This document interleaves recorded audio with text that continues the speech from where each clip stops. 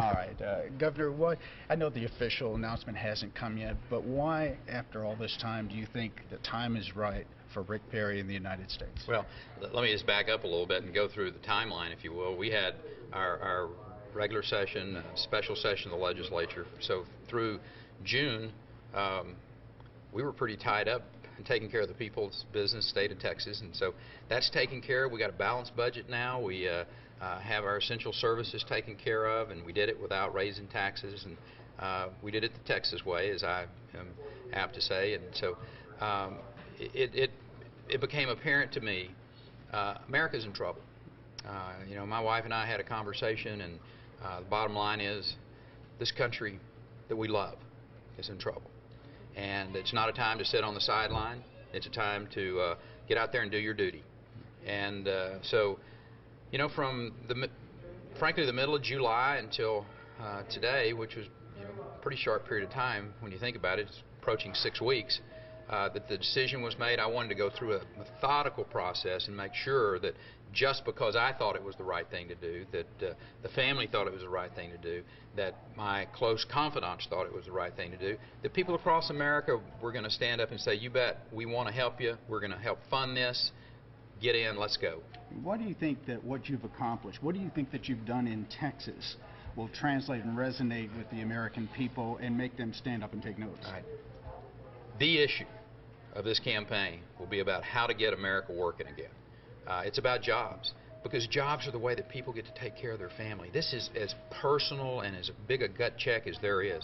Who is it that's going to be out there that actually can deliver, not just talk about it, but deliver on getting America back working again?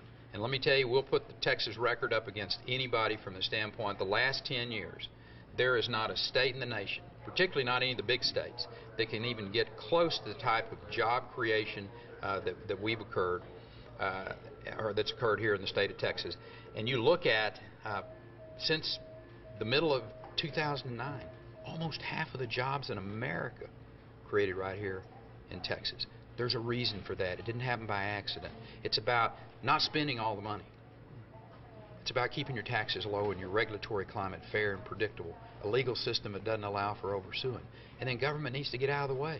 You know, my hope is that in 4 years, people will look at us and say, you know what, they made Washington less consequential in our lives. I think that's what Americans are looking for.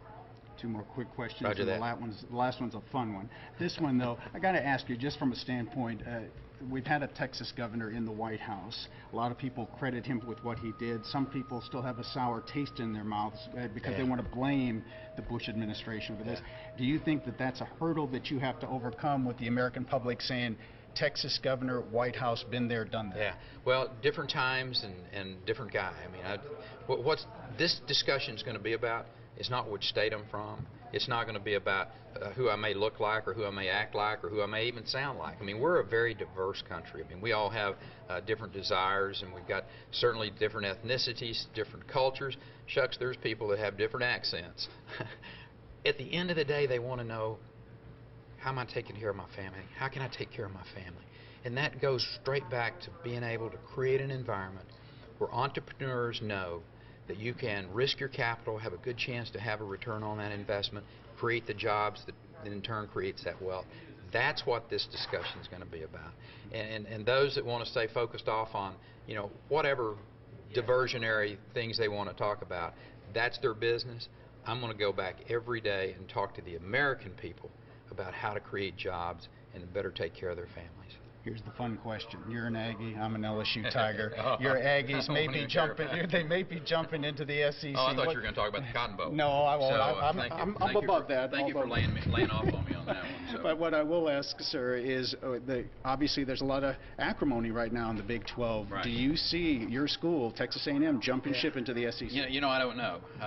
That's going to be the call of the administration over there and their governing board, who I know. I appointed them all. But the fact is that, you know, they're independent, and at the end of the day, and having no idea what they're going to do, I have absolutely, I've had no contact with anyone about it. So I've got some other things that are pretty important to me on my horizon. So they'll make the right decision for the school. President President Lofton is a brilliant guy, a good administrator, and I have all the faith in the world he'll make the best decision for Texas A&M. And I don't have anything else I can add to that, except I wish you guys from LSU and from Louisiana would quit coming over here and snitching our ball players.